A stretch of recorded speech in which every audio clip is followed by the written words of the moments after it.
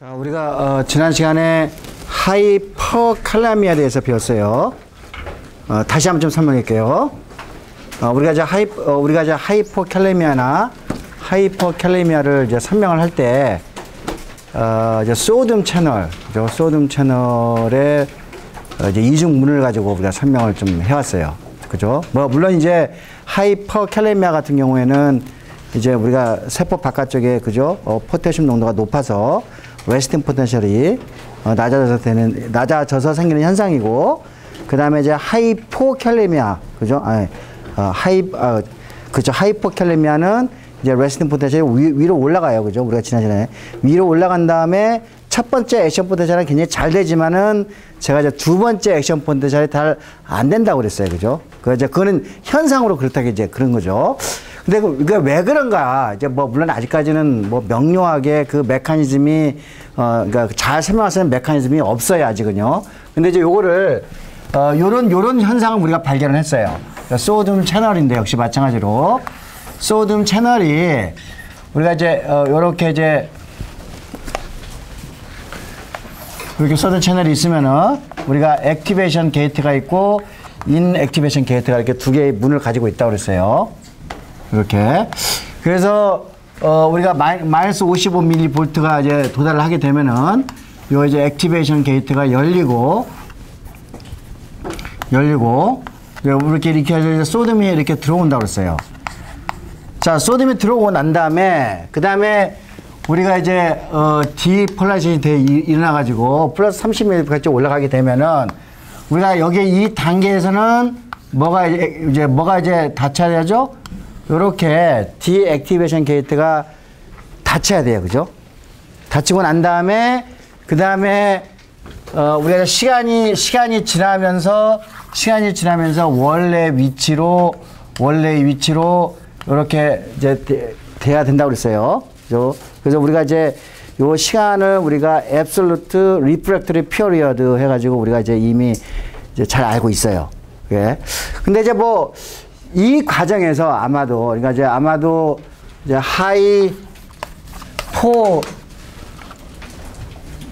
하이퍼가 되죠, 그죠?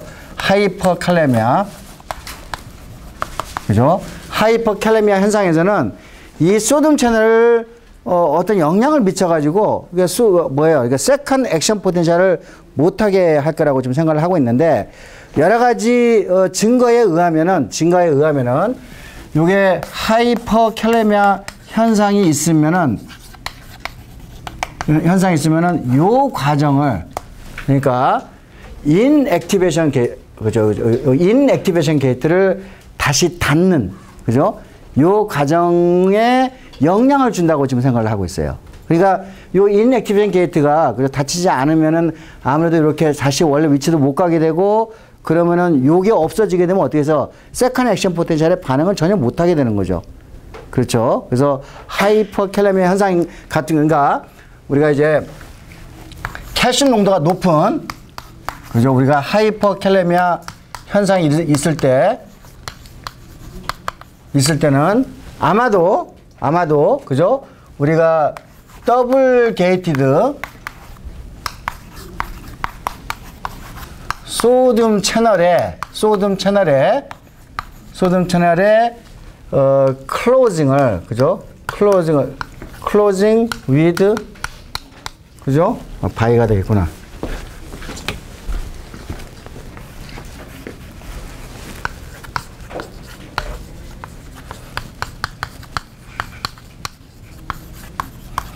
이것이 하이퍼칼레미아 현상이 요거를 닫는 거를 억제시킬 거라고 지금 요런 관찰을 우리가 하고 있어요. 그 상세한 분자적 기전을 우리가 아직까지는 더 풀어야 되겠지만은, 그래서 우리가 하이퍼칼레미아 일어나면은 세컨 액션 포텐셜 전혀 이루어지지 못한다라는 것을 이해를 하고 있죠. 그래서 이런 현상을 가지고 이야기는 뭐예요? 우리 몸속에 만약에 칼슘량이 많아지게 되면은, 그죠? 칼륨, 그죠? 칼륨량이 많아지게 되면은 어떻게 되겠어요? 액션 포텐셜이 일어나지 않죠. 그죠? 그러니까 스켈레톤 머슬도 우리가 이게 스켈레톤 머슬이 제대로 자극이 안 되고, 게다가 카디악 머슬 같은 경우 어떻게 되세요? 카디악 머슬도, 그죠? 우리가 이게 이제 전기신호가 이제 안 되겠죠. 그러면 어떻게 심장이 제대로 뛰지 못하게 되는 거죠. 그러면 심장마비로 죽게 되는 거예요. 그렇죠? 그러니까, 우리 몸속에, 우리가 칼륨, 그죠? 우리가, 포타슘, 그러니까 칼륨, 포타슘 다 같은 말이죠. 칼륨 양이 많아지게 되면은, 심장이 못 뛰게 되겠구나.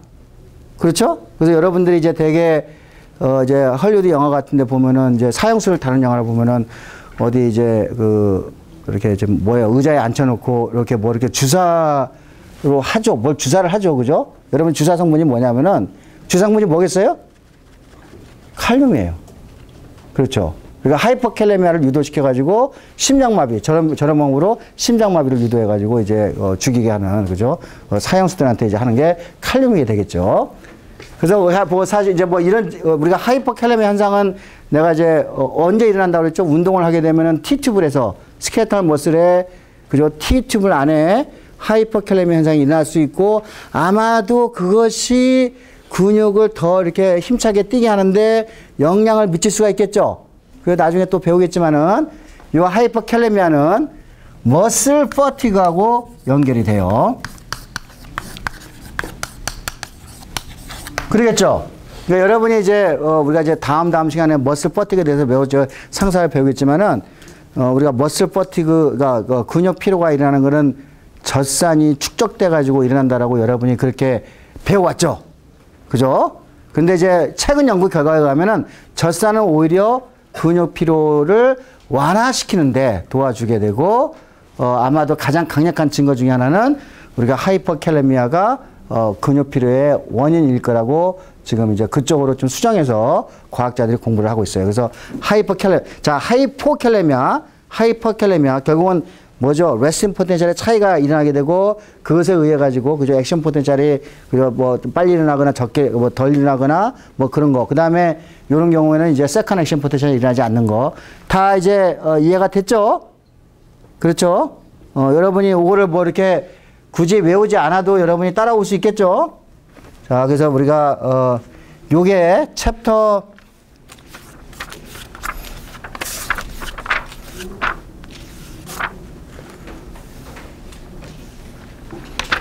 챕터 8이죠. 그죠? 8장을 여러분이, 제가 저기 8장을 처음부터 끝까지 다 읽으면서 뭐를 여러분이 문제를 풀라고 그랬죠? 컨셉 체크 앤, 그죠? 러닝 프로브는 문제를 다 풀어 놓으셔야 돼요. 제가 지금 공부하고 있는 모든 챕터는 여러분이, 그죠? 이와 같이 러닝 프로브과 컨셉 체크를 다 풀어가지고 여러분이, 왜냐하면 제가 여기에서 문제를 하나 내지 두 개를 낸다고 그랬으니까 반드시 잘 점검을 해 주시기 바랍니다. 자, 여기 제 이제 생략 시간에는 사실은 이제 다뤄야 될 일이 너무 많기 때문에 제가 뇌를 다룰 수 있는 시간이 없어요. 그렇죠. 뇌를 다루면 재밌게는 하겠지만은. 자, 여러분이 뇌는 누구한테 배우면 되겠어요? 어디서 배우면 돼? 신경성분학이라는 과목이 따로 있죠. 거기서 훨씬 더 상세하게 배우겠죠. 그죠? 그 다음에 면역질환은 어떻게 해서 면역학은? 면역학을 배우면 되죠. 그래서 저거는 과감하게, 그죠? 신경에 관계되는 거, 특히 CNS에 관계되는 거 다 빼버립니다. 그죠? CNS, 가지고 뇌에 관계되는 거 다 빼버리고, 면역에 관계되는 거 다 빼버립니다. 왜냐하면 그건 독립적인 과목이 있으니까 여러분이 거기서 배우면 돼요. 그렇죠. 그래서 이제 저는 이제 왜냐하면 이제 그 주변신경계, 그러니까 말초신경계라고 하는데 우리가 페리퍼럴 너브 시스템, 그거는 이제 우리가 심장이라든지 폐라든지, 그죠? 우리가 여러 가지 우리가 장기에 영향을 주기 때문에 저는 이제 말초신경계에 대해서는 이야기를 좀 해야 되겠죠. 맞나요? 자, 그래서 저는 이제 CNS 빼고, 이제 말초신경계에 대해서 이야기를 좀 하겠습니다.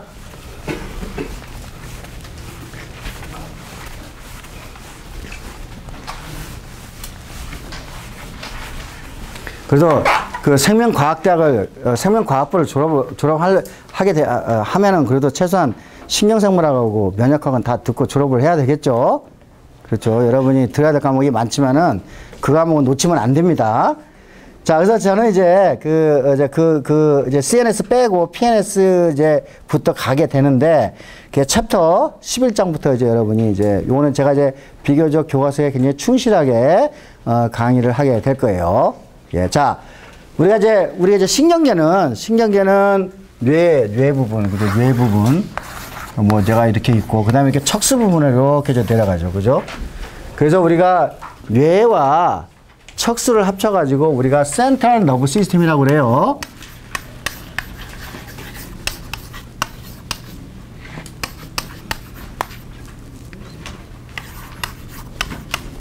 CNS라고 그러죠.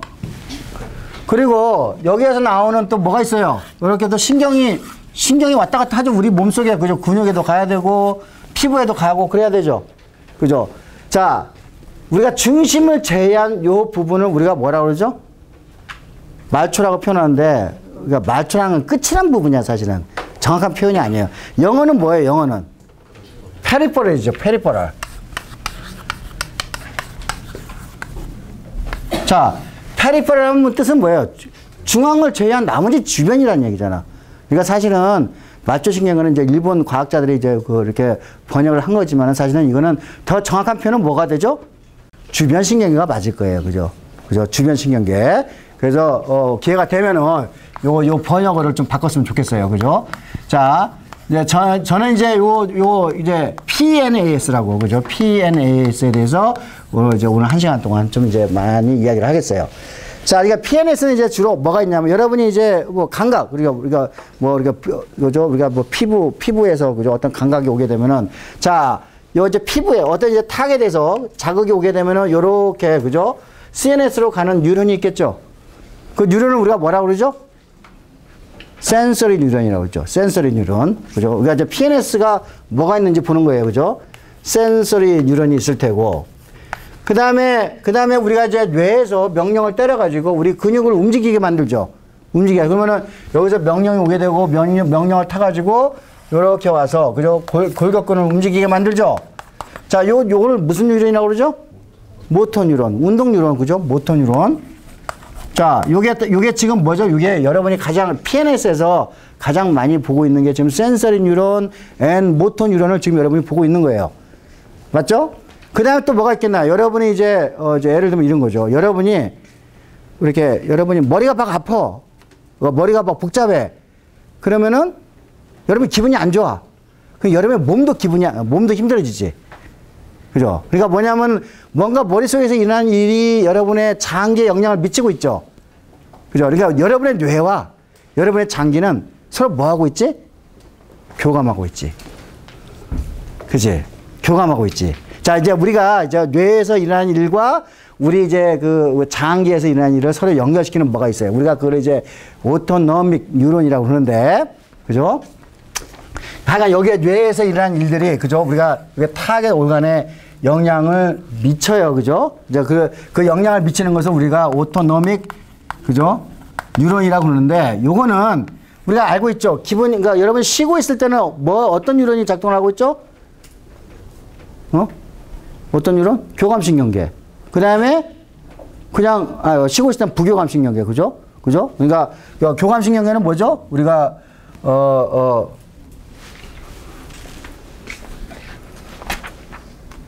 심파테틱 뉴런. 그죠?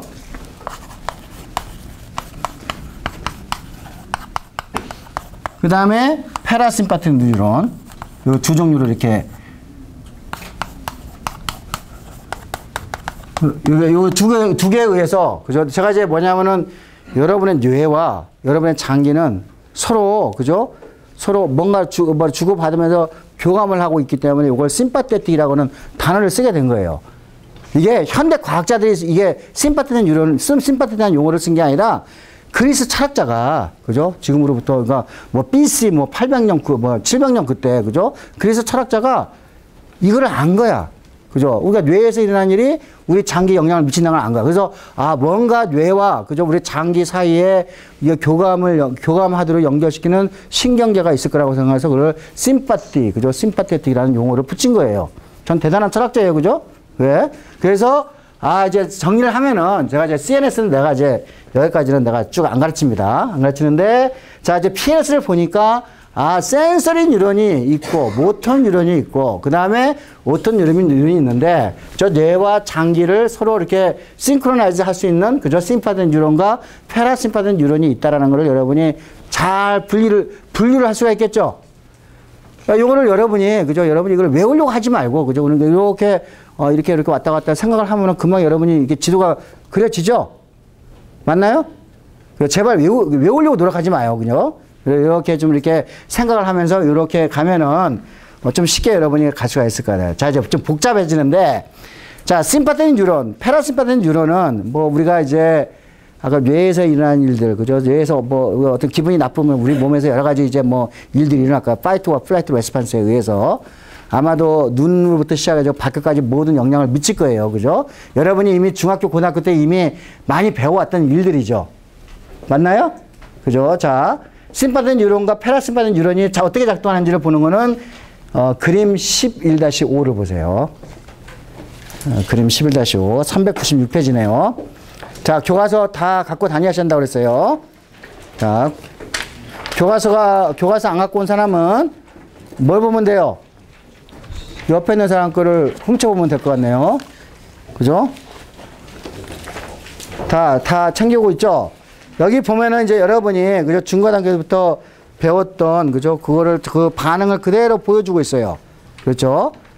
그냥, 자, 심파테닉 뉴런에서 작동하는 거, 그냥 뭐 여러분이 그냥 내가 농담 삼아 교감선생님 만났을 때 일어나는 반응이라고 그러잖아요. 여러분이 깡패를 만났을 때 일어나는 반응. 그 동공이 확장이 되고, 침은 마르고, 그죠? 심장은 더 쿵쿵 뛰고, 그죠? 호흡은 가빠지고, 소화는 안 되고, 그죠? 뭐 이제 그런 반응을 왼쪽으로, 교감신경계로 해서 빨간색 신경으로 해서 쭉 연결시켜가지고 쭉 보이고 있나요? 그죠? 제가 여러분들한테 이걸 다 외우라고 요구하면은 안 될 것 같죠? 그런 일은 없어요. 시험 문제로 여기서 뭐 어떤 반응이라는지를 내가 여러분들 쓰라고 그런 건 안 해요. 그 다음에 여러분 쉬고 있을 때, 지금 쉬고 있을 때, 저 파란색, 오른쪽에 파란색을 따라가면은 부교감신경계를 보고 있어요. 맞나요? 자, 그러니까 여러분 교감신경계와 부교감신경계가 어디에서 시작이 돼요? 뇌 척수 부분에서, 그죠? 왼쪽에 빨간색을 따라가니까 척수 부분에 T1부터 시작해서, 그죠? L2까지 이렇게 쭉 해서 교감신경계에서 시작이 되고, 오른쪽에 파란색의 신경계는 펀스, 메둘라, 그죠? 거기서 시작해서 어디까지? 저기 이제 S2, S4까지 쭉 나오는 거 보이고 있죠? 저 위치 안 물어봅니다. 그죠? 자, 그러니까 이제 여기서 이제 교감신경과 부교감신경계가, 그죠? 그러니까 이제 이런 거죠. 제가 이제 뇌가 이렇게 있으면은 제가 지난번에 얘기했는데 여기 하이포탈라무스 기억나죠? 하이포탈라무스 우리가 굉장히 이야기를 많이 하게 될 거예요. 그 다음에 여기에 뭐가 있었죠? 브레인스템이 있었죠. 그죠? 브레인스템. 그래서 우리가 생리학에서는 우리가 이제 하이포탈라무스하고 혹은 피투트리 글란드 앤 브레인스템만 포커싱해서 하게 될 거예요. 그죠? 그래서 그 밑에 피투트리 글란드,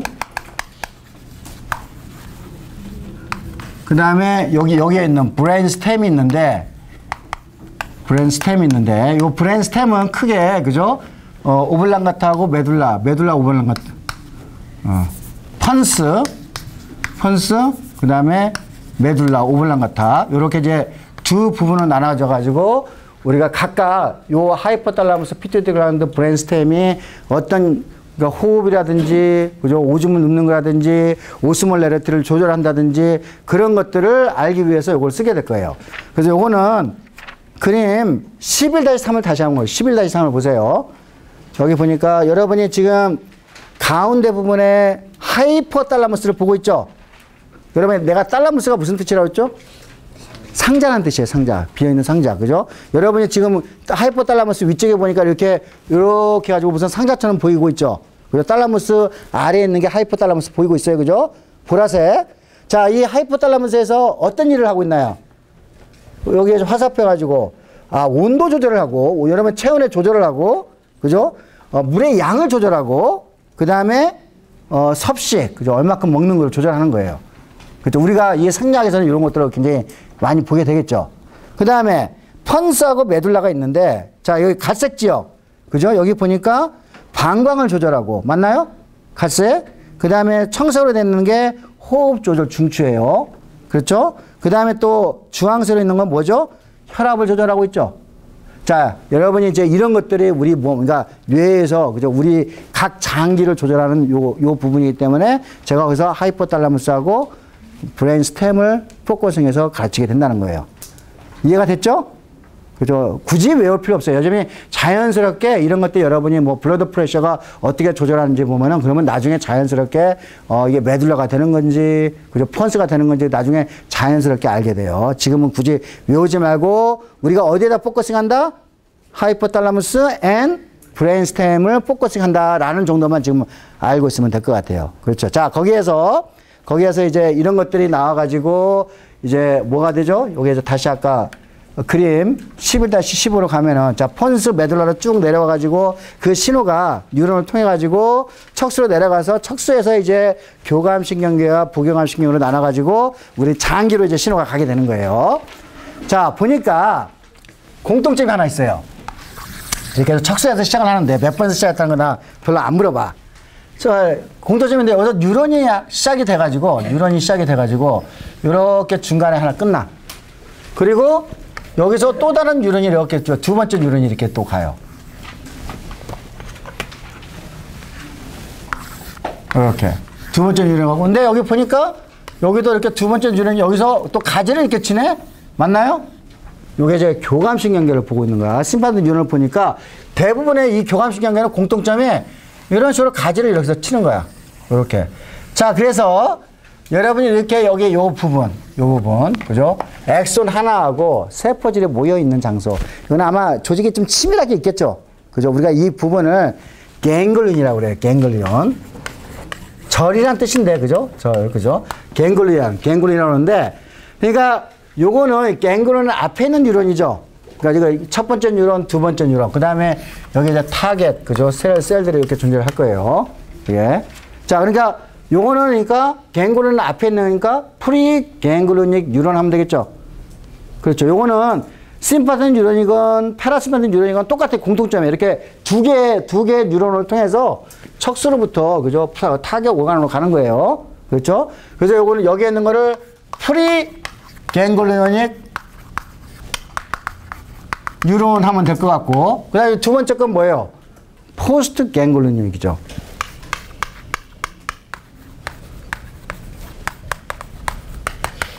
이렇게, 그죠? 그러니까 이제 요게 심파스 뉴런이건 파라심파스 뉴런은 이와 같이 프리 갱글리온 뉴런, 전부 다 척수에서 시작해서 프리 갱글리온 뉴런, 그 다음에 갱글리온이 있고, 그 다음에 포스트 갱글리온 뉴런에 가서, 그 다음에 뭐가 되죠? 타겟 세포로 가게 되는 거예요. 신호가. 자, 그래서 이렇게 이제 되는데,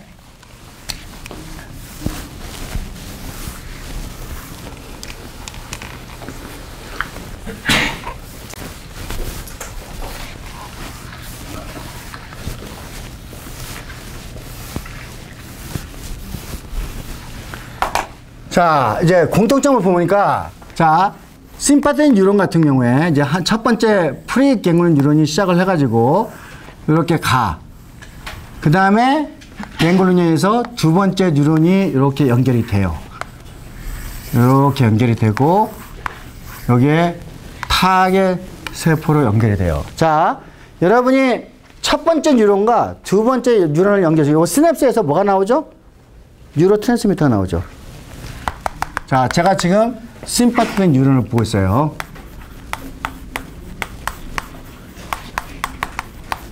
그렇죠. 심파스 뉴런. 자, 그 다음에 여기서도 또 두 번째 뉴로트랜스미터가 나와야 되겠죠. 정해신호에 의해서. 그렇죠. 자, 여러분이 파이트와 플라이트 레스폰스에서 나오는 호르몬 이름이 뭐라고 그랬죠? 에피네프린이라고 했죠. 에피네프린. 그죠? 자, 그래서 우리가 이 에피네프린이 이제 우리가 이미 배웠어요. 아드레날 글란드를 자기에서 에피네프린이 혈액을 타가지고 막 돌아다녀가지고 우리 이제 혈관을 수축시키고 이완시키고 뭐 하나 배웠잖아요. 그러니까 여기에서 나오는 놈은 그 에피네프린하고 매우 유사한, 왜냐면 이거는 심파스 뉴런은 뭐예요? 파이트와 플라이트 레스폰스니까 구조가 비슷한 놈이 나오는 거야. 그 이름이 뭐죠? 노르에피네프린. 그렇죠? 그러니까 여기에서 나오는 놈은 노르에피네프린이라는 뉴로트랜스미터가 나오는 거고, 지금 심파스 뉴런을, 그러니까 여러분 심파스 뉴런을 하면은 에피네프린을 생각해야 되고, 그 다음에 저기 타겟 세포에서 작동하는 그거는 어떤 뉴로트랜스미터다? 노르에피네프린이라고 이렇게 여러분 연결 고려시키면 될 수가 있겠죠? 자, 그리고 여기에서 나오는 요 뉴로 트랜스미터는 여러분이 그 스케일턴 버스를 자극시킬 때, 그죠?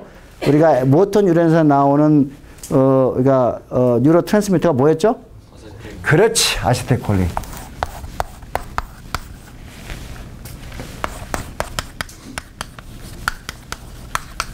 그렇죠. 자, 그러니까 여러분이 지금 그죠? 심파는 뉴런을 배울 때, 자, 노르에피네프린 여러분이 연상해가지고 여기서 노르에피네프린이 나오겠구나 생각을 하고, 여기는 아세틸콜린이 나오겠다고 생각을 할 수가 있는 거예요. 그렇죠. 자, 근데 이제 여러분이 요게 이제 프리 갱글린하고 포스트 갱글린에서 여기 이제 요거는 그죠? 심파는 뉴런은 요 경로는 짧아. 요 경로는 길어요. 요거는 뭐 그냥 여러분이 그림을 보니까 왼쪽에 아까 11-5의 그림을 보니까 여러분이 바로 알 수가 있죠. 그렇죠. 이거 빨간색을 따르니까 첫 번째 빨간 뉴런은 짧잖아.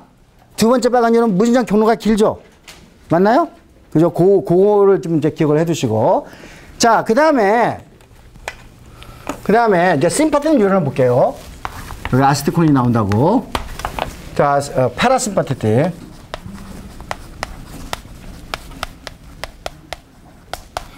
자, 파라심파틱 같은 경우는 첫 번째 뉴런은 길어. 아까하고는 다르셨죠? 그렇죠? 자, 두 번째 뉴런은 짧아요. 길이가 짧다는 얘기예요. 여기 역시 마찬가지로 타겟에 가요. 자, 그러면 여기 첫 번째 나오는 라이건드가 있을 테고, 두 번째에서 라이건드가 있겠죠. 자, 요 라이건드는 둘 다 똑같이 다 뭘까? 아세틸콜린이에요. 요것도 아세틸콜린, 요거 아세틸콜린, 요거 아세틸콜린이에요. 자, 여러분은 그러니까 지금 뭐예요? 심파틱 뉴런에서 에피네프린 연상을 해가지고 노르에피네프린만 하나 머릿속에서 딱 집어넣고 나머지는 전부 다 어떤 라이건드라고? 아세틸콜린이잖아. 그죠? 여러분 이제 쉽게 이제 이해가 됐어요. 자, 근데 여러분이 에피네프린 리셉터가 우리가 뭘 배웠지? 에피네프린 리셉터. 뭐 어떤 타입이 있었지? 알파 타입. 또 무슨 타입이 있었지? 베타 타입이 있었지? 그렇죠. 그래서 내가 지난번에 내가 이거 1, 2 그려주진 않았나? 그거 안 그려줬죠. 1하고 베타 2 타입 이렇게 이제. 자, 원래 이제 알파 1 타입은, 그죠? 우리가 알파 1 타입이 있으면은 스무드 머슬을 수축시켰어요, 이완시켰어요? 대답. 알파 1은 수축시켰어, 이완시켰어? 어이씨, 아무도 몰라. 그제 칼슘 나오잖아. 그제 뭐였지? GQ를 액티베이션 시켜가지고, 그죠? IP3 만들어가지고, 근육을 수축시켰지? 근육 수축. 평활근에서 작동했어요, 평활근.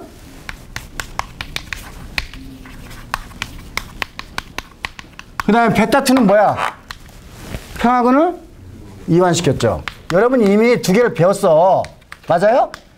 그러니까 요 타겟에, 노르에피네프린 타겟에 여기 이제 GPCR이죠. 요렇게 GPCR 있는데, 요렇게 알파 타입이 하나 있을 테고, 알파 1, 요렇게 아래 첨자로. 그 다음에 여기에 또 뭐가 있지? 요렇게 해가지고, 그죠? 요렇게 해가지고, 그죠? 베타 2 타입은 이미 배웠단 말이에요. 다 기억나죠? 그죠? 내가 그래서 이렇게 굉장히 상세하게 여러분들한테 알파 1하고 베타 2를 이야기를 해준 거예요. 그렇죠? 여기까지만 일단 이야기를 합시다. 그러니까, 노르에피네프린, 그러니까 에피네프린과 노르에피네프린 모양이 비슷하게 생겼어. 그러니까 노르에피네프린도 뭐하고 결합할 수 있어?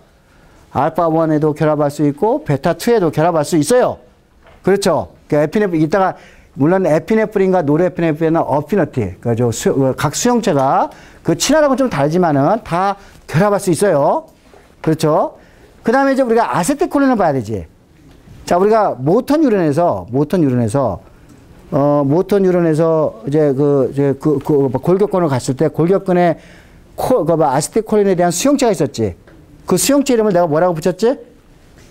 수용체 이름. 콜리너직 리셉터라고 이름을 붙였지. 그 콜리너직 리셉터는 채널이었죠. 기억하죠? 채널이었어요. 그죠? 자, 이게 여러분이 이제 이런 거지. 여기 아세틸콜린이 있으니까 이 아세틸콜린은 여기 결합해서 여기다가 소듐 채널을 여는 거잖아. 새로운 액션 포텐을 시작하는 거잖아. 그죠? 그러니까 여기에 있는 놈은 아마도 뭐예요? 채널로서 작동하는 거지. 맞나요? 그죠? 이게 콜리너직 리셉터인데 NA 플러스를 이렇게 집어넣는 놈이야. 여기는 콜리너직 리셉터 이렇게 이름을 붙일 수가 있어요. 근데 N은 요거는 아이온 채널이란 말이에요. 그죠? 라이건드, 그죠? 게이티드 아이온 채널이에요. 소듐 채널. 그죠? 그러니까 N은, 근데 이제 조사를 해보니까 N은 여러분이 담배에 있는 니코틴하고 굉장히 강한 친화력을 갖고 있어. 그래서 니코틴에 의해서 열리는 거예요. 그러니까 아세틸콜린 대신에, 그죠? 니코틴이 딱 들어가면 니코틴하고 강한 친화력을 갖고 있으니까 니코틴에 의해서 열리가 되는 거야. 그러니까 그 앞에다가 뭘 하나 더 붙이면 되겠어요? 그렇죠. 니코티닉 콜린제 리셉터가 되는 거예요. 요거는 아이온 채널. 그러니까 여러분이 이게 아이온 채널이라는 건 그냥 여러분이 쉽게 그냥 우리 짐작을 할 수가 있죠. 왜냐하면 이거는 액션 포트에서 새로 만들어야 되기 때문에 그렇게 가는 거잖아요. 그죠? 그러니까 여기에서도 또 아세틸콜린이 나오니까 여기에 있는 리셉터는 또 뭐가 되죠? 역시 여기 액션 포트에서 만드니까 여기도 똑같이 뭐가 되죠? 니코티닉 콜린제 리셉터가 돼야 되겠죠. 그렇죠. 쉽죠? 그렇죠. 자, 그러면 이제 타겟에 왔어. 자, 타겟에 왔을 때, 여기에 있는 애들은 좀 GPC였잖아요. 그죠? 알파 1, 베타 2는. 여기도 아마도 그러니까 소듐 채널일 필요는 없을 것 같아. 그죠? 타겟셀에서는. 여기서 전기신호를 만들 필요는 없으니까. 그러면 여기에 있는 아세틸콜린에 대한 수용체는 뭐가 될 것 같아요? 역시 GPCR이에요. 그죠? GPCR. 그래. 이거 하나, 둘, 셋, 넷, 7번 멤브레인을 관통해야 돼요. 그죠? 다 7번이에요. 여기 있네, 7번. 자, 이거 GPCR. 그러니까 요것도 역시 마찬가지. 이거 GPCR인데, 요것도 역시 마찬가지로 콜리너직 리셉터라고 이렇게 이름을 붙일 수가 있어요. 그죠? 왜냐면 아세틸콜린하고 결합해서 액티베이션 되는 놈이니까. 그죠? 요거는 GS 알파가인지 GQ인지 아직 모르겠지만은 하여간 콜린제 리셉터가 작동이 되고, 요게 GPCR이니까 아까 GS 혹은 GQ를 액티베이션 시킬 거예요. 그죠? 요게. 자, 그걸 어디에서 여러분이 찾아보면 이게 GQ인지 GS인지 GI인지 어떻게 알지? 금방 여러분이 위키피디아 찾아보면 금방 나오겠죠. 여러분이 콜린제 리셉터 딱 두들기고 이게 GQ로 작동하는지 GS로 한지 금방 찾아볼 수 있겠죠? 맞나요? 그죠? 자, 요 리셉터는 요 아이온 채널하고 완전히 다른 놈이지? 완전 다른 놈이죠. 근데 이제 과학자들 공부를 하다 보니까 요게 어떠한 특정한 물질과 또 강한 친화력을 갖고 있어요. 버섯에 존재하는, 여러분이 버섯 하면은 여러분을 혼미하게 만드는 뭔가 케미칼들 막 있잖아. 그죠? 여러분이 예를 들면은 그 마녀들이, 옛날에 마녀 사냥할 때, 그죠? 온 동네 사람들이 정신이 혼미해가지고 마녀 사냥했다는 얘기가 있어요. 그게 다 버섯을 먹어가지고 뭐 이렇게 정신이 뭐 혼미해지고 막 그런 거예요. 그죠? 그러니까 버섯에 여러 가지 이제 뭐 이렇게 그러니까 하여간 우리 이제 뭐 심파틴 뉴런이나 페라심파틴 뉴런 등등을 이렇게 건들 수 있는, 그죠? 뭐가 있을 것 같아요. 그러니까 요놈은 버섯에 있는 어떤 특정한, 그죠? 물질하고 이제 잘 결합을 해요. 그걸 이제 그 물질이 뭐냐면 무스카린이라는 물질이에요. 그래서 요게 무스카린하고 잘 결합하기 때문에 요거를 무스카리닉 콜리너직 리셉터라고 이야기를 해요. 자, 이제 정리가 됐죠? 그죠? 여러분이 지금 머리가 좀 머리 아플 것도 없을 것 같아요. 그죠? 그냥 몇 개 안 배웠어요, 아직. 그림 11-6을 보세요. 그죠? 이제 요게 굉장히 중요해요, 요게. 여러분이 지금 이제 심파틱 패스웨이하고 패라심파틱 패스웨이를 보고 있는데, 그죠? 자, 어때요? 여기 보니까, 여기는 지금 길이는 여기서는 안 보여줬네. 길이는. 그러니까 프리와 포스트 갱글리온 뉴런의 길이는 보여주지는 않았지만은, 길이 생각하지 말고. 자, 왼쪽에 심파틱 뉴런에서 맨 처음에 나오는 라이건드가 뭐였죠? 뉴로트랜스미터가 아세틸콜린 보이죠? 거기서 이제 니코틴이 리셉터가 작동을 해야 되죠? 그렇죠? 그 다음에, 두 번째 포스트 갱글리온 뉴런에서 나오는 뉴로트랜스미터는 뭐죠? 노르에피네프린, 알파 1와 베타 2 리셉터가 작동을 하죠. 맞나요? 자, 오른쪽에 페라심파틱 뉴런, 아세틸콜린이고 아세틸콜린이야. 맞죠? 위에 거 역시 니코틴 리셉터고, 아래 거는 뭐라고? 무스카리닉 리셉터. 굳이 안 해도 되겠죠? 그렇죠? 자, 그래서 이렇게 해가지고 이제 뉴로트랜스미터가 나오는데, 이제 예를 들면 여러분이 이제 그 심파틱 뉴런이나 패라심파틱 뉴런이 이제 내가 지금 이제 그러니까 내가 쉬고 있을 때 이제 소화가 잘 되게 하려는 거는 뭐예요? 패라심파틱 뉴런이 그죠? 나를 소화기를 작동시켜서 이제 운동을 잘 시켜야 될 것 같아. 그지? 그러면은 패라심파틱 뉴런에 있는 라이건드들이, 그러니까 뉴로트랜스미터가 창자세포에 골고루 다 퍼져야 될 것 같아요. 그러니까 얘네들은 이제 이 창자, 그러니까 대장이나 창자로 가게 되면은 그러니까 요렇게, 그죠? 요렇게 이제 와가지고, 예를 들면 이제 뭐 이런 식으로 와가지고, 우리가 이제 예를 들면은 뭐 우리가 파이트와 플라이트 레스판스에서는 소화를 못하니까, 그죠? 애가 또 뭐 작동시켜가지고 뭐 이렇게 소화기 개통을 또 이렇게 억제를 시켜야 되니까. 그러면은 여기에서 있는 라이건드가 온갖 조직에 널져 잘 퍼져야 될 거예요. 그죠? 그러니까 엑손에서 시작해가지고 요런 식으로, 그죠? 요런 식으로 부풀어진 부분이 이렇게 있는 거야. 요 부풀어진 부분은 뭘 갖고 있지? 뉴로트랜스미터를 갖고 있어요. 이렇게 싣고 있어요. 그죠? 그 다음에 요거 밑에는 전부 다 뭐예요? 우리가 타겟 티슈가 되겠죠? 그죠? 그러면 여기서 자극이 와가지고, 여기에는, 뉴런 터미널에 있는, 그죠? 요런 시냅스, 요거 이제 밑에 이제 시냅스가 있겠죠. 그죠? 시냅틱 베시클들을 자극을 시켜가지고, 이걸 빵빵빵 뉴로트랜스미터를 많이 내보낼 수가 있겠죠. 그러니까 길게, 이게 뭐처럼 생겼죠? 이걸 이제 스웰링이야. 베리코스라는 말이 있는데, 그죠? 베리코스는 부풀다는 뜻이야. 이렇게 부풀었다는 뜻이에요. 그죠? 그래서 요거를 엑소날 베리코서티를 가지고 있다. 마치 우리나라 말로 하면은 염주 같이 생겼잖아요. 그죠? 그래서 우리가 축삭 염주 이렇게 표현을 하긴 하는데, 요거 이제 베리코스는 부풀어다, 스웨링이라는 뜻을 가지고 있어요. 그래서 엑소날 스웨링을 갖고 있기 때문에, 그러면 한번 자극에 해가지고 굉장히 넓은 지역에 거의 동시에 뉴로트랜스미터를 빵빵빵 터뜨리니까, 그러면 그 조직들이 같이 동시에 수축되고 같이 반응을 할 수가 있겠죠? 그죠? 이런 반응, 여기 이제 그림 11-7에 그걸 보여주고 있네요. 그죠? 여기 이제 보니까, 오토노믹 갱글론에서 시작해서, 그죠? 그러니까 엑손, 포스트 갱글론 뉴런에, 엑손이 쭉 가가지고, 그죠? 베리코스티 보이고 있죠? 엑스나 베리코스티를 가지고 여기서 한 번 자극에, 그죠? 거의 동시에, 넓은 지역에서 거의 동시에 뉴로트랜스미터를 빵빵빵 내. 그죠? 그러면은 동시에, 그죠? 어떤 이게 평화근이라면 이완이 되고 수축이 될 수가 있겠죠? 그죠? 아주 훌륭한 방법이에요. 그죠? 우리가 여러분이 이렇게 이제 볼 수가 있고. 그 다음에, 지금 내가 이제 노르에피네프린이 빵빵빵 나왔어. 그래서 뭐 반응을 짝짝짝 해. 그지? 그러면은데, 이 노르에피네프린이 계속 있으면은 그냥 평화근이 수축되어 있거나 혹은 이완되어 있거나 오랫동안 남아있겠죠. 근데 우리 몸은 또 시각 그걸 또 다시 원래 위치로 되돌아야 될 거 아니에요. 그러니까 여러분이 이렇게 만들어진, 그죠? 이렇게 만들어진 뉴로트랜스미터는 굉장히 빠르게 어떻게 되겠어요? 다시 제거가 돼야 되겠죠. 그래야지 다 제2의 제3의 신호를 기다릴 수가 있겠죠. 그러니까 이제 여러분은 여기서 나오는 뉴로트랜스미터를 제거하는 뭐예요? 어떤 시스템을 갖고 있어야 돼요. 그렇죠? 그래서 예를 들면 이런 거죠. 내가 이제 너브 터미널을 이렇게 보면은 자, 이게 타겟이에요. 이게 타겟셀이고, 자, 여기서 신호가 와. 전기 신호가 와. 그죠? 그럼 여기서 제가 볼티지 게이트도 캐시움 채널이 열린다고 그랬죠? 그러면 캐시움이 안에 들어가. 캐시움이 안에 들어가면은 여기에 뉴로트랜스미터를 품고 있는 놈들이 요게 피전이 된다고 그랬어요. 그죠? 그러면 뉴로트랜스미터가 나와.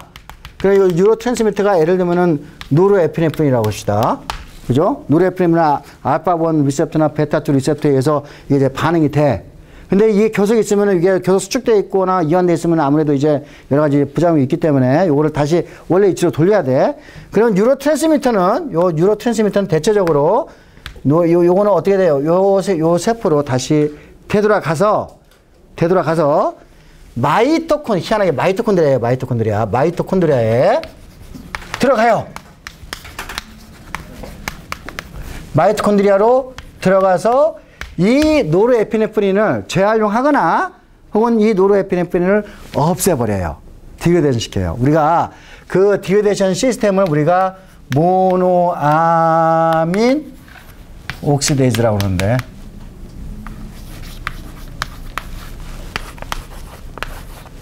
마오, 그죠? 약자 마오라고 그렇게 마오 뭐 A, B 타입이 이렇게 이 효소가 이제 뭐 A가 있고 B가 있는데, 그죠? 이렇게 마오라는 효소가 작동을 해서 노르에피네프린을 제거를 하게 되는 거예요. 그러니까 굉장히 빠르게 노르에피네프린이 나와가지고 세포의 반응을 유도한 다음에 이 노르에피네프린은 굉장히 빠르게 다시 자기 원래 세포로 되돌아가거나 혹은 또 뭐 여러 가지 있지만 주변 세포에도 되돌아가기도 해요. 가서 제거가 돼서 그죠? 다음 제2의 신호를 기다리게 하는 거예요.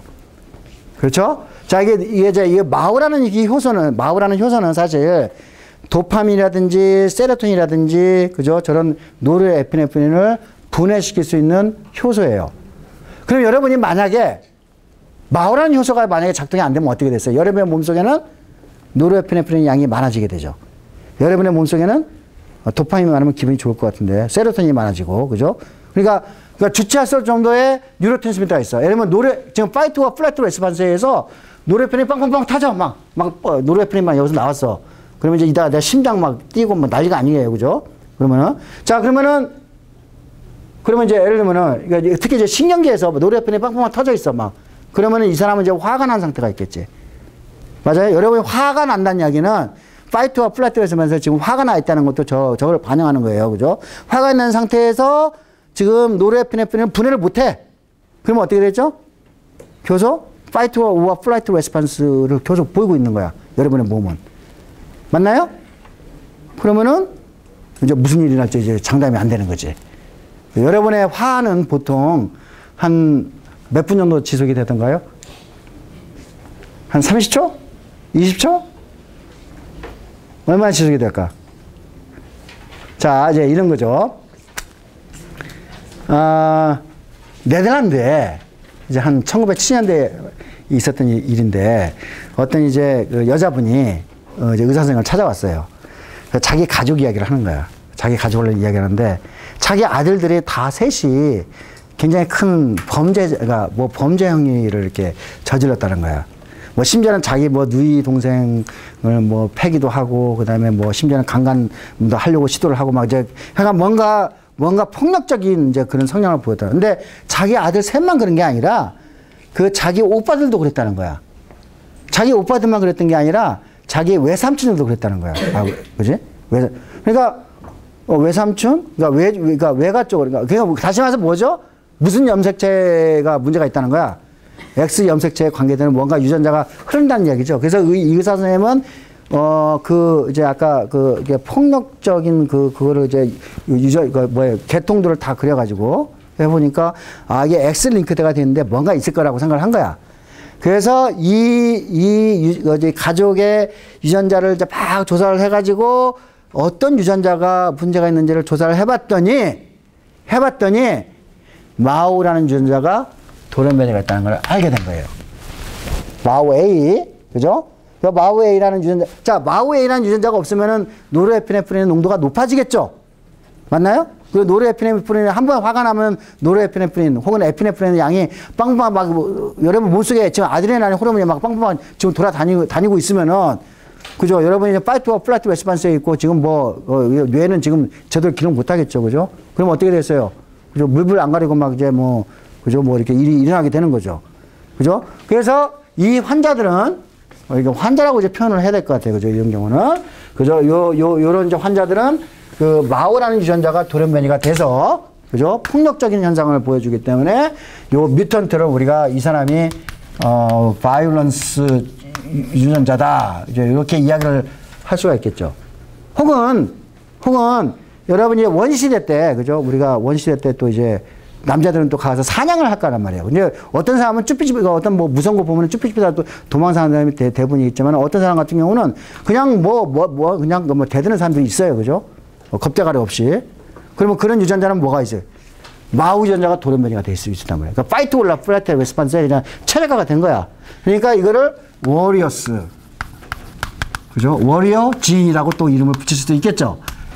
그렇죠. 이게 1980년대에 나왔던 그러니까 다시 말해서 우리가 이제 이러한 뉴로 트랜스미터가 얼마큼 많이 나오느냐, 혹은 얼마큼 빨리 제거가 되느냐에 따라 가지고 우리 행동이 달라진다는 것을 보여주는 첫 번째 페이퍼가 되는 거죠. 그러니까 여러분의 행동은 뭐에 의해서 결정이 되는가, 결국은? 케미칼에 의해서 결정이 되는 거예요. 그렇죠. 도파민, 세로토닌, 아세틸콜린, 그죠? 지금 에피네프린, 노르에피네프린 등등이 얼마큼 밸런스를 잘 맞추느냐에 따라 가지고 여러분의 행동이 결정되는 결정적인 데이터가 되겠죠.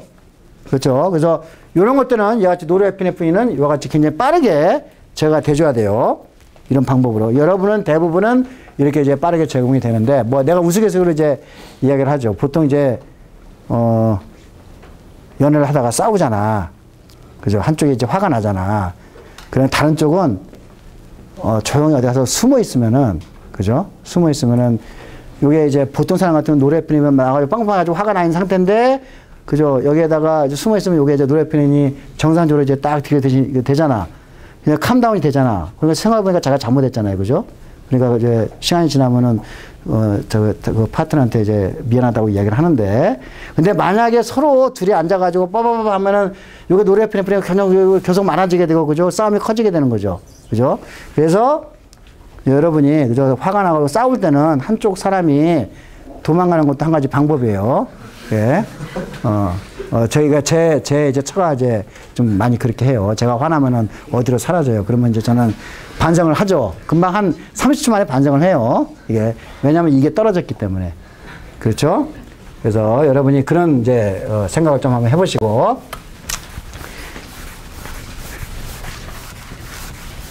자, 그 다음에 뭐, 우리가, 이제 우리가 또 하나 배웠죠. 모토뉴론도 쭉 가가지고, 그죠? 쭉 가가지고, 우리가 이미 배웠어요. 모토뉴론. 여기서 뭐가 나온다고? 여기서 아세틸콜린이 나오잖아요. 그죠? 그럼 여기서는 이 모토뉴론에서는 뭐가 다시 시작이 돼야 되지? 액션 포텐셜이 다시 시작이 되잖아. 그러면 여기는 니코티닉이야, 무스카린이야? 니코티닉 리셉터가 여기 있는 거죠. 맞나요? 자, 우리가 세 번째 방법을 배운 거야. 그죠? 또 하나 이제 마지막 하나 더 보죠.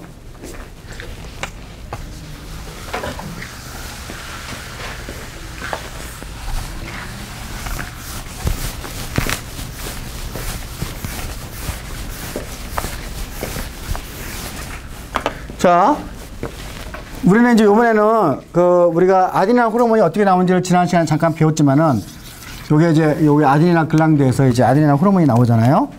아데니나 글랑드를 하나 그려보면은, 제가 이제 이렇게, 그죠? 메둘라 부분과 콜테스 부분이 있다고 그랬어요. 그죠? 자, 그러면 이제 똑같이, 그죠? 심파틴 뉴런이 왔어. 이렇게 첫 번째는 짧고, 두 번째 이렇게 길게 왔어요. 이게 길게 두 개가 이렇게 가야 되는데, 얘는 좀 달라. 얘는 이렇게 안 생겼어. 얘는 첫 번째 뉴런이 쭉 여기까지 와. 첫 번째 뉴런이. 그러니까 프리 갱글리온 뉴런이 어디까지? 아데니나 글랑드의 메둘라까지 와요. 그러면 여기에서 나오는 첫 번째 라이건드가 뭐지? 아세틸콜린이죠. 그죠? 아세틸콜린이 오게 되고, 그러면 여기 아세틸콜린에 반응해서 여기에서 반응하는, 그죠? 콜린제 리셉터는 니코티닉이야, 무스카린이야? 원래 포스트 갱글리온 뉴런에 있는 리셉터는 무스카린이야, 니코티닉이야? 니코티닉이죠. 여기에는 니코티닉, 그죠? 니코티닉 리셉터가 존재를 하고, 그래서 반응해 가지고 요걸 이제 크로마핀 셀이라고 그러는데, 크로마핀 셀에서 여기에서 이제 에피네프린을 뿜뿜뿜 내는 거죠. 에피네프린을 내고, 그러면 혈액순환에서 에피네프린이 뿜뿜 돌아다녀가지고 우리 몸 속에 쫙 돌아다니는 거예요. 그렇죠? 그래서 우리가 이제 네 번째 이게 모드를 보고 있는 거야. 예, 여기 다시 한번 다 봤으니까. 자, 그림 11-8을 보세요. 자, 여기 이제 아데니날 글랑드의 위치를 보여주고 있고, 어디에? 키드니의 위쪽에 있어요. 그죠? 위쪽에 있고, 가운데를 메둘라라고 바깥쪽을 콜테스라고 그래. 내가 콜테스에서는 글루코코티코이드가 나오는 것을 지난 시간에 이야기를 해줬어요. 그죠?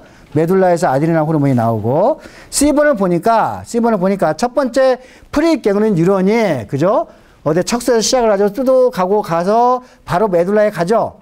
그러면 거기에서 나오는 아세틸콜린이 나오게 되고, 여기 보라색으로 칠해지는 게 크로마핀 셀이야. 이 크로마핀 셀은 니코틴의 리셉터를 갖고 있죠.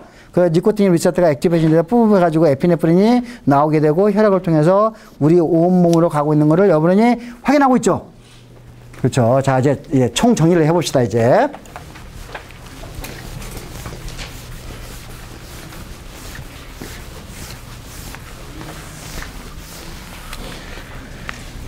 자, 이거 이제 심파틱 뉴런.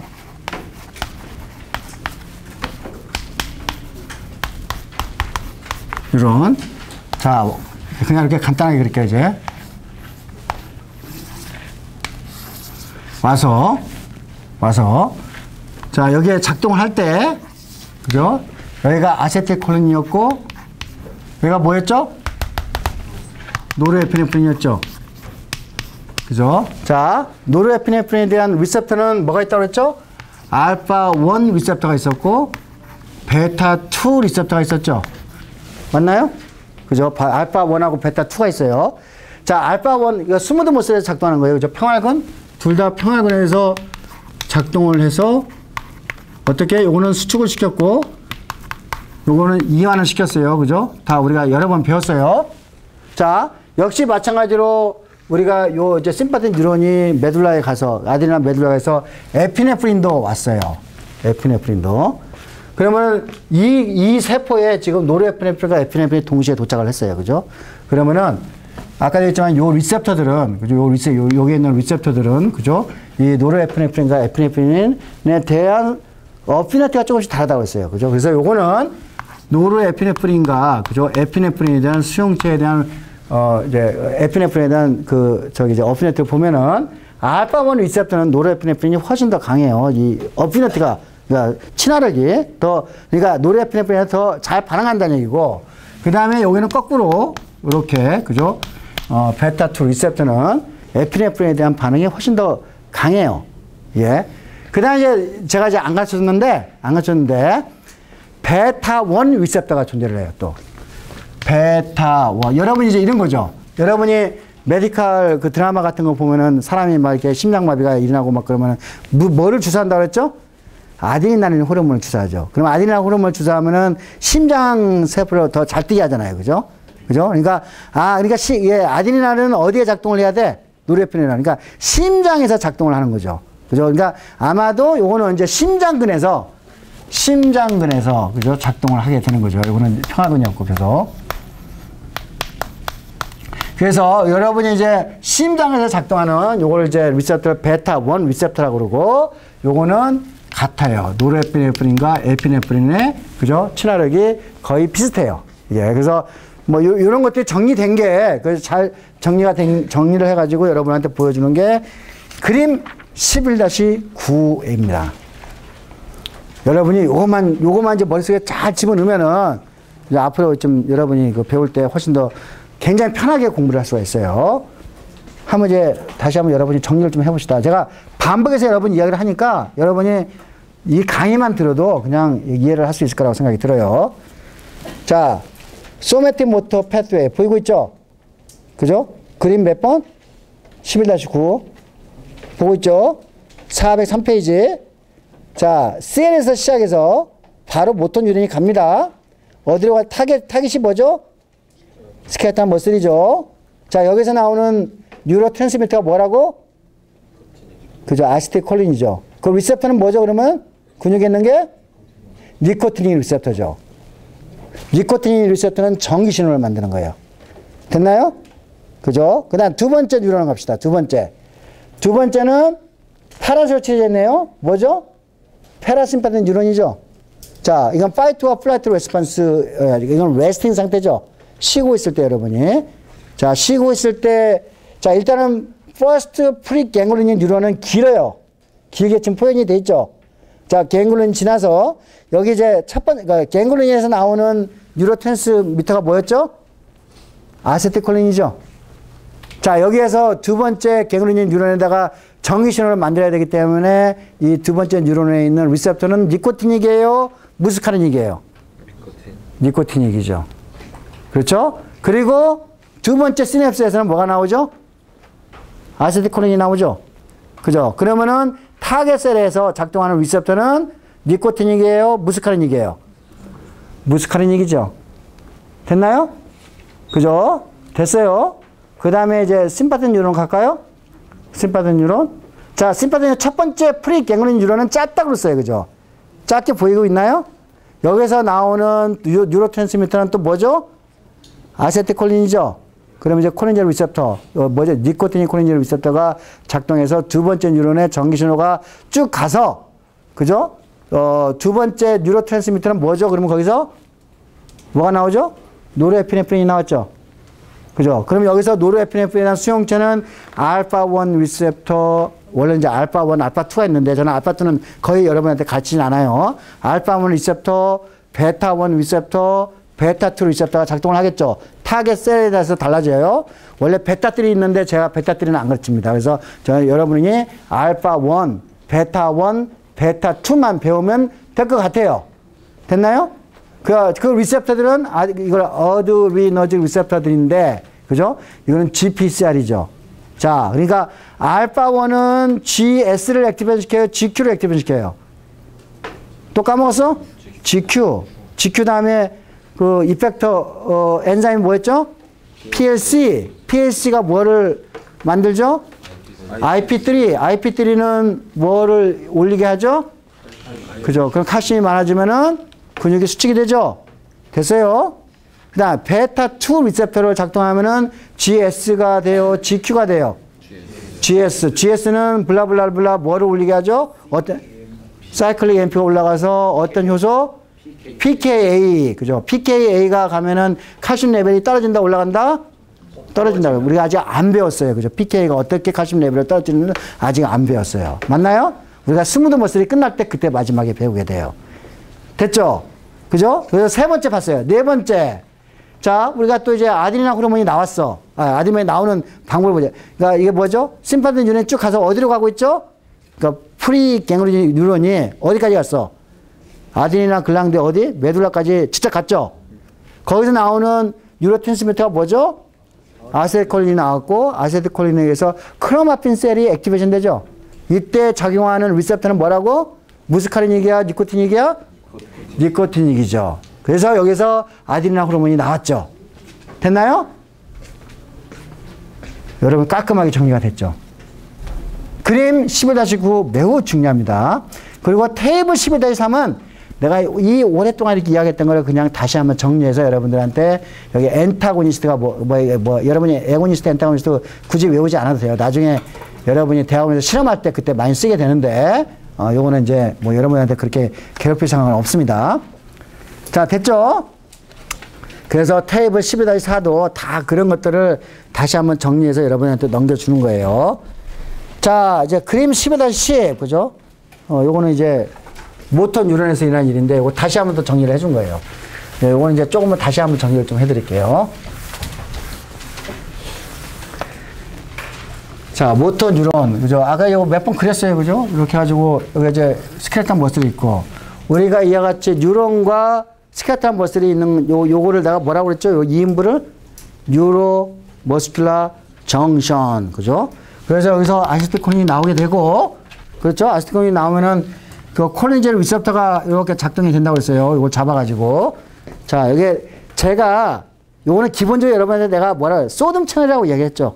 그냥 라이건드 게이티드 소듐 채널인데, 근데 실제로는 Na 플러스에 대한 퍼미어빌리티를 갖고 있고, K 플러스에 대한 퍼미어빌리티도 갖고 있는데, 이게 10배가 더 강해요. Na 플러스 퍼미어빌리티가. 그죠? 그러니까, Na 플러스가 들어오는 양이 훨씬 더 많기 때문에, 그냥 제가 K 플러스 그냥 무시해버리고 Na 플러스가 들어온다. 그래서 소듐 채널처럼 작동한다라고 여러분들한테 이야기를 하는 거예요. 여러분 편하게. 근데 실제로는 포테슘도 좀 나갑니다. 예, 그래서 여러분이 여기같이 아세틸콜린이 나오게 되면은 콜린제 리셉터, 이거 니코틴이 콜린제 리셉터가 작동해서 소듐이 안에 들어오게 되니까, 그러면 이걸 이제 여기에서 근육세포에서, 그죠? 근육세포에서 새로운 액션 포텐셜이 시작이 되겠죠. 그것을 보여준 거죠. 그 다음에 여기에 있는 아세틸콜린은 또한, 그죠? 여기에 이제 또 이렇게 수용체가 또 이렇게 있어요. 요 엔자임이 있어요. 이렇게. 예. 그죠? 아세틸콜린 에스트레이즈.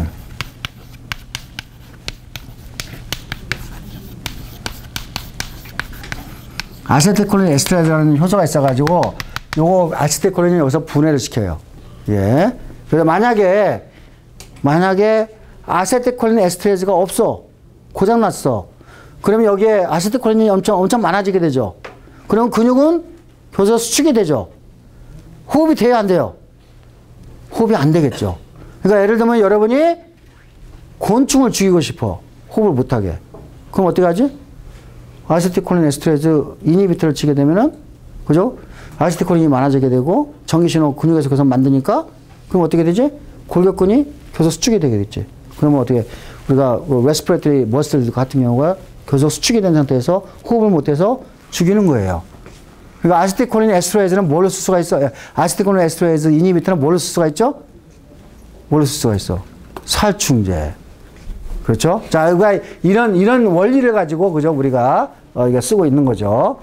그래서, 요거 여러분이, 우리가 챕터 11을, 그죠? 우리가 다 해가지고, 여러분이 꽤 긴 챕터인데, 그죠? 여러분이 다 이해를 했다고 생각이 드나요? 그렇죠. 그래서 오늘은, 여기까지 하나 꼭지만 잠깐 좀 이야기를 해봅시다. 자, 아까 마오 유전자 이야기했어요. 마오 유전자. 마오 유전자는 돌연변이가 되면은,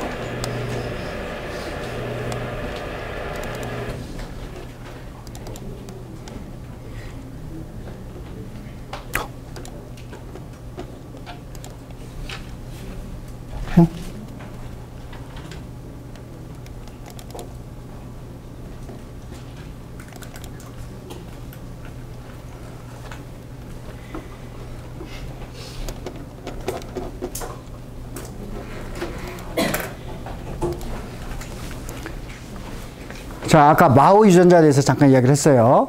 여기 보니까 1993년도에 네덜란드 이제 그 과학자가 이제 마오라는 유전자를 이제 찾았는데, 아까 이제 이렇게 에피소드는 제가 잠깐 이야기를 했고, 요거를 이제, 왜 안 들어가? 오케이. 아까 이제 이야기했던 그 패밀리, 그죠? 그 가족의 이제 그걸 보니까, 동그라미는 여자예요, 남자예요? 여자예요. 여자. 그죠? 네모는 남자. 그 다음에 동그라미에 점 하나 박혀 있는 거는? 휴대기. 아니,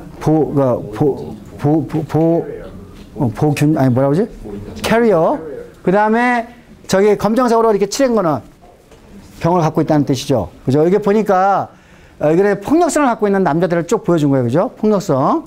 보니까 여자는 지금 없어요. 폭력성을. 남자들 계속 보여주고 있죠. 여기 쭉 보여주고 있죠. 그죠? 그리고 얘네들은, 그죠? 그러니까 마오 유전자에서 포인트 뮤테이션이 돼 있는데, 여기 같이 T로, 그죠? 그러니까 C가 T로, 그죠? 이게 포인트 뮤테이션이 된 거예요. 그죠? 요거 딱 이게, 그러니까 C가 T로 이렇게 변화가 되면은 마오 유전자가 제대로, 이거 마오라는 효소가 모노아미노 옥시데이즈 A가 제대로 액티비티가 떨어져 가지고, 그러면은 우리가 한번 화났을 때 노르에피네프린이라든지 세로토닌 등등이 제대로 청소가 안 되니까, 양이 많아지게 되니까 어떻게 돼요?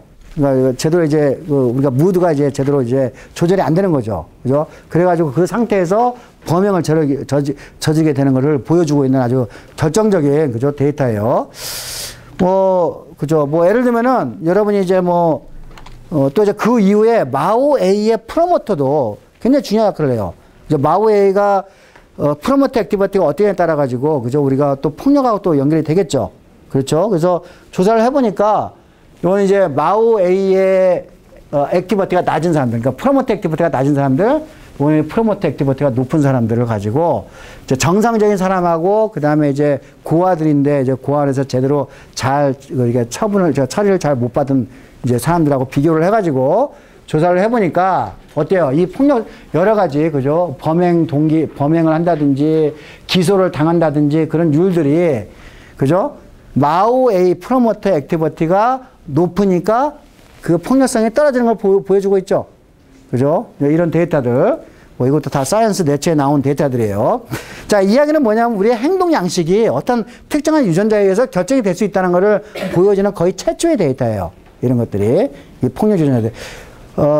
또 하나. 이제 우리가 여성성, 남성성도 그러지 않을까라는 생각을 할 수가 있어요. 예. 그러니까 예를 들면은, 제가 이제, 여러분이 이제, 누군지 알죠? 들어봤나? 사르트르하고 사르트르는 누군지 알잖아요. 그죠? 철학자. 실존 철학자. 보부아르는, 이제 같이 이제 살았던, 그죠? 굉장히 유명한 여성 작가죠. 그죠? 알고 있죠, 다. 그죠? 자, 이 보부아르는 다음과 같은 책을 썼어요. 제2의 성이다. 해가지고 썼어요. 그러니까 이분은 페미니스트의 원조예요. 네, 페미니즘을 주창한 원조라고 생각하시면 돼요. 그래서 이분이 이 책에서 뭐라고 주장을 하냐면은 여성은 여성으로 태어나는 것이 아니라 여성으로 만들어진다. 사회적, 정치적 여러 가지 그런 것에 의해서 억압적으로 돼가지고 여성으로 만들어진다라고. 이제 이런 말은 페미니즘의 아주 중요한 그죠 모티가 뭐라는 아주 중요한 그죠 이제 말이 되어 왔어요. 근데 여러분이 규정하고 있는 여성성과 남성성이 과연 정치적, 문화적, 그죠? 관습적 그런 것에 의해서만 결정이 될까? 그렇지 않은 예를 한번 보여드릴게요. 자, 이거 먼저 가기 전에 여러분이 좀 복잡하네? 콜레스테롤 저 위에 보이죠? 그죠? 콜레스테롤은 결국 뭘 만들죠? 여기에서 여러분 우리 글루코코티코이드 배웠잖아. 그죠? 글루코코티코이드 배웠어요. 그죠? 글루코코티코이드 저 배울 때 저기가 미네랄로 코티코이드. 저거는 이제 우리가 또 이제 소듐 위업소천을 이제 조절할 때 쓰는 건데, 저거 미네랄 코티코이드라든지, 그죠? 얘가 코티졸을 이렇게 만들고, 그 다음에 여기에 뭘 만들죠? 에스트로겐을 만들죠. 이게 섹스 호르몬을 만들어요. 프로제스테론은 어디 갔어?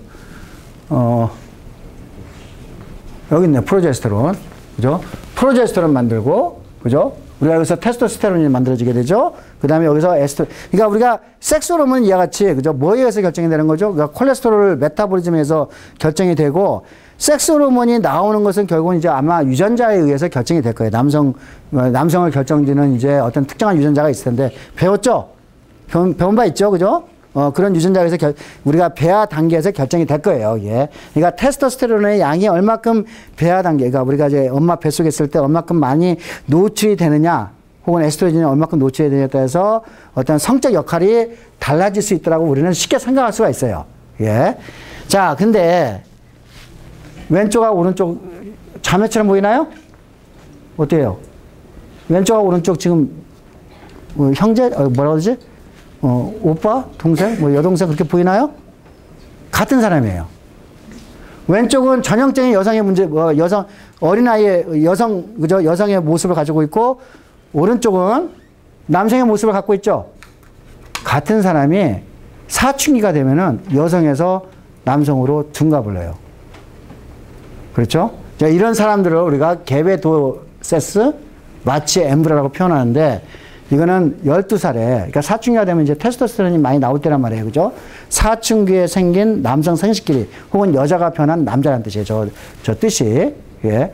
자, 이야기는 뭐냐면은, 이 애가 태어났을 때는 누가 봐도 여성이야.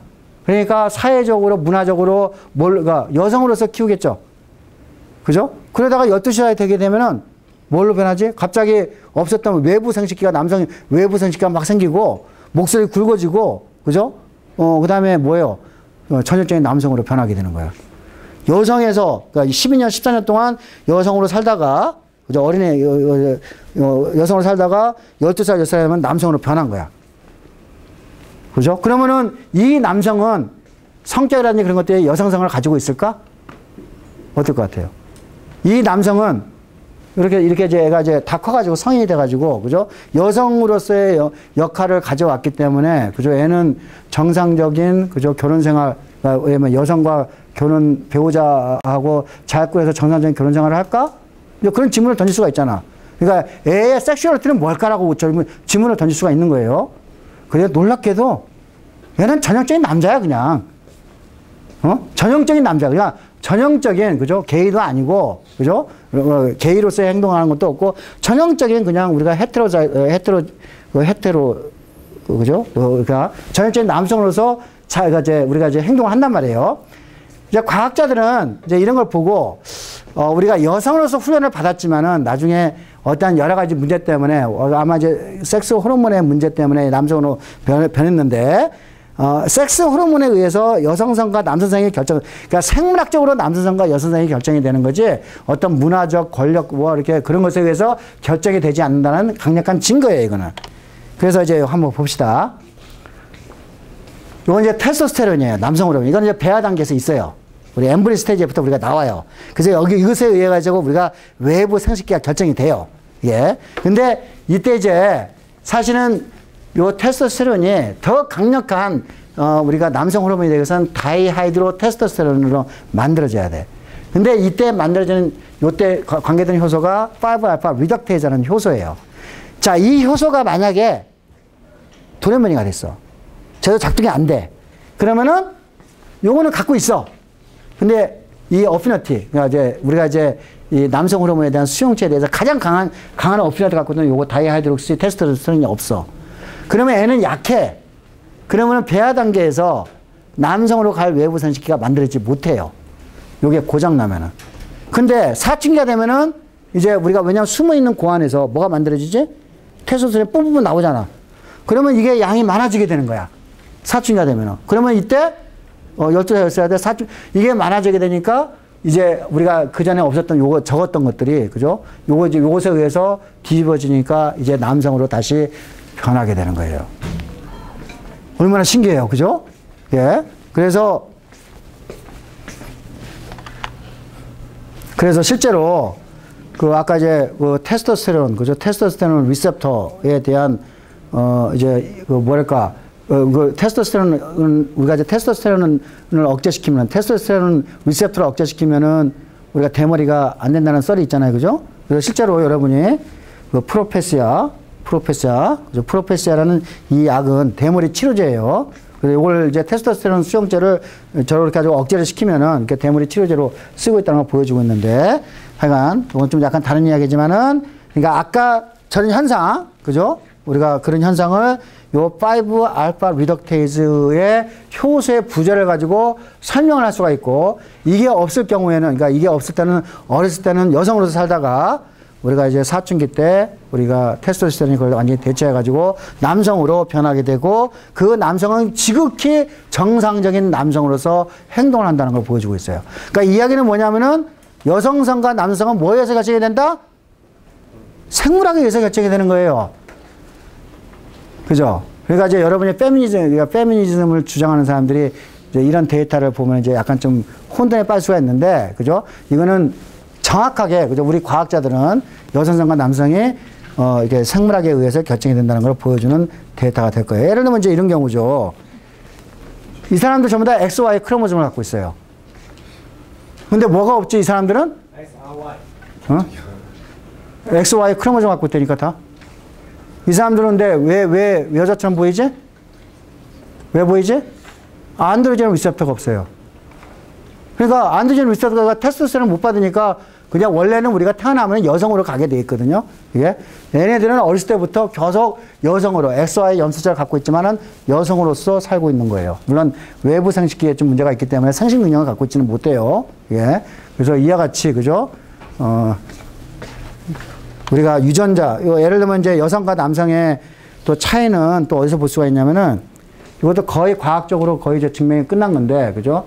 요 위치, MPOA, 저기 뭐였지, 뭐 복잡하게 메디얼 프리옵틱 에어리라는데, 여성과 남성에서, 이거는 위에는 남성이고, 이거는 이제 여성이에요.